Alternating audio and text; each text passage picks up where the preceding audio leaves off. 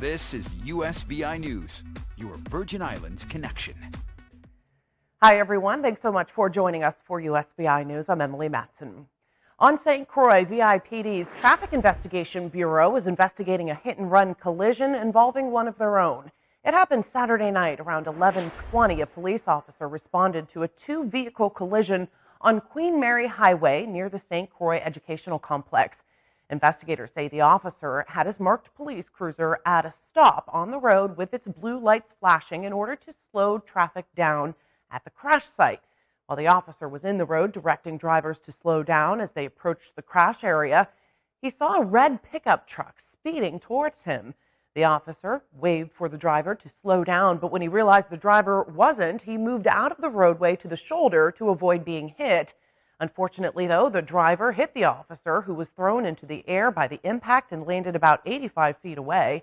The officer was rushed to the hospital for treatment of a broken leg. Police are still working to track down the pickup truck and the person who was behind the wheel. If you have any information on this hit and run, you're asked to call police or Crime Stoppers USVI.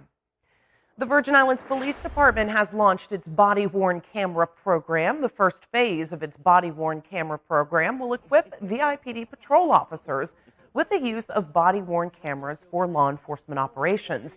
It will allow officers to record enforcement and investigative encounters between the police and the public, providing an objective record of encounters, simplifying review of events by supervisors, and also improving accountability. VIPD's commissioner says law enforcement is at its most effective when there is accountability and trust between the department and the community. And the commissioner says he's confident the launch of this program will promote trust, transparency, and confidence. The Body-Worn Camera program is all about modernizing local policing for officers and citizens alike, and will both protect the officers and members of the VI community. Meantime, the VI Office of Highway Safety provided training recently for VIPD's Traffic Investigative Bureau.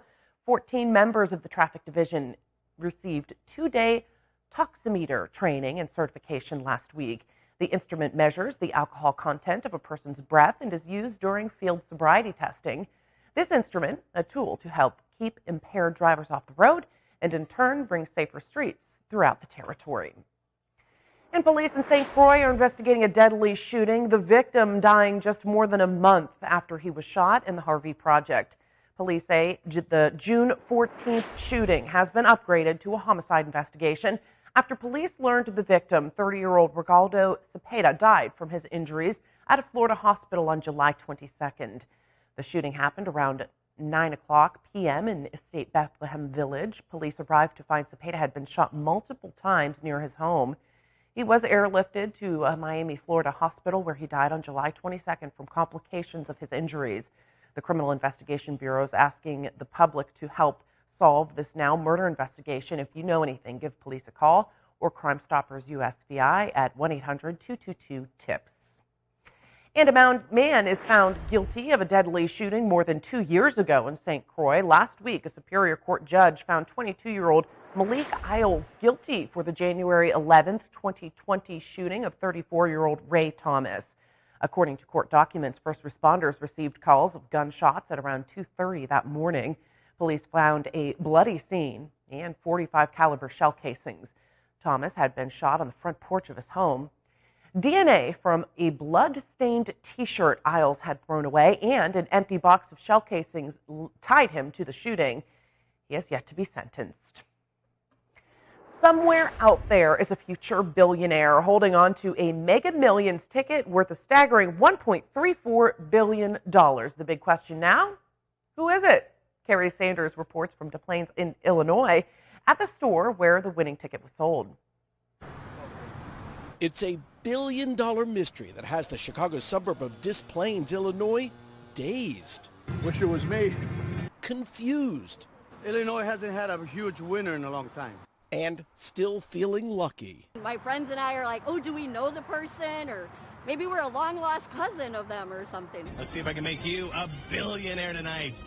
The massive $1.3 billion jackpot is the second largest in the 20-year history of the game. The winner has 12 months from the date of the drawing to claim their prize, but only 60 days from the drawing to choose between the cash option or annual payments. Most winners opt for the cash option, which for Friday night's drawing is an estimated $780 million.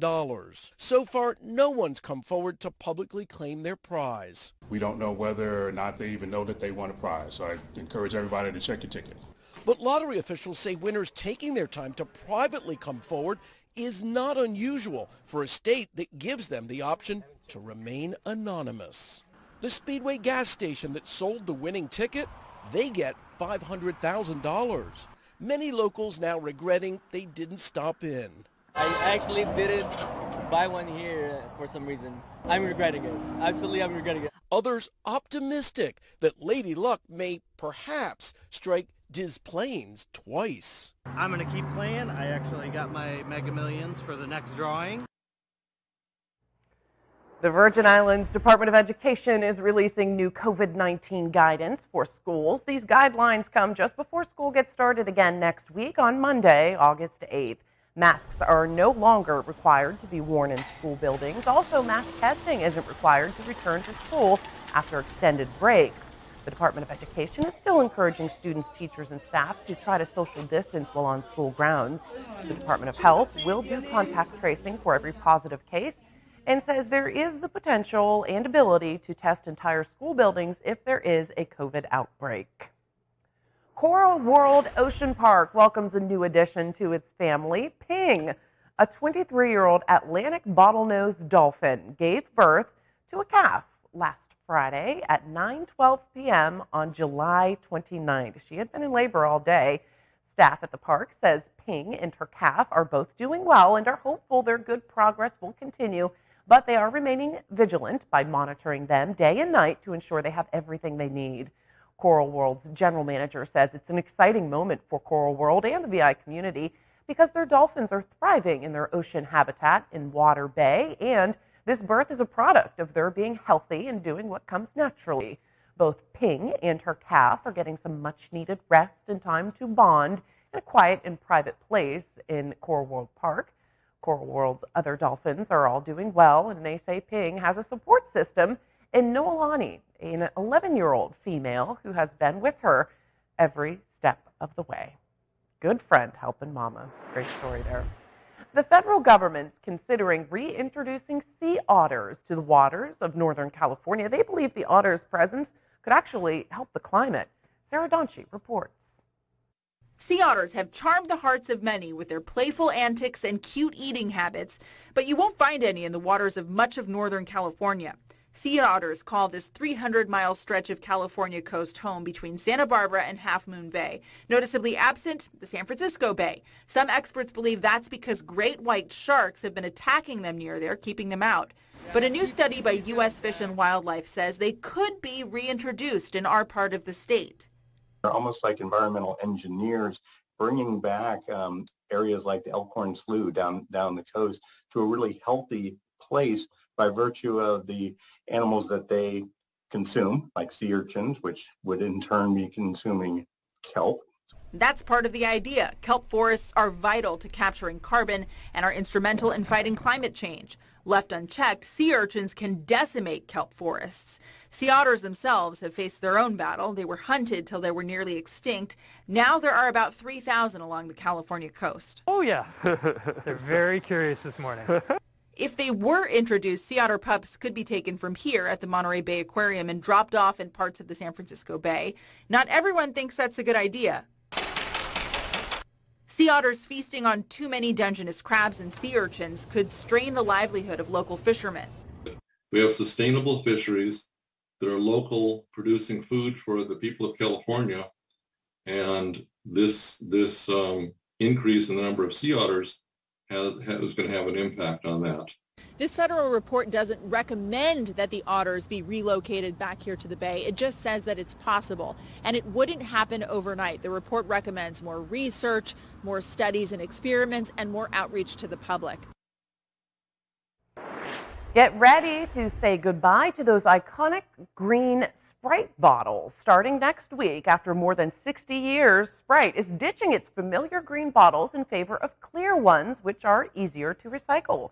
The current bottles contain a compound that can typically only be recycled for use in single-use items.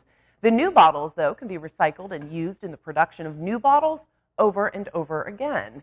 The changeover is expected to be completed by the end of this year.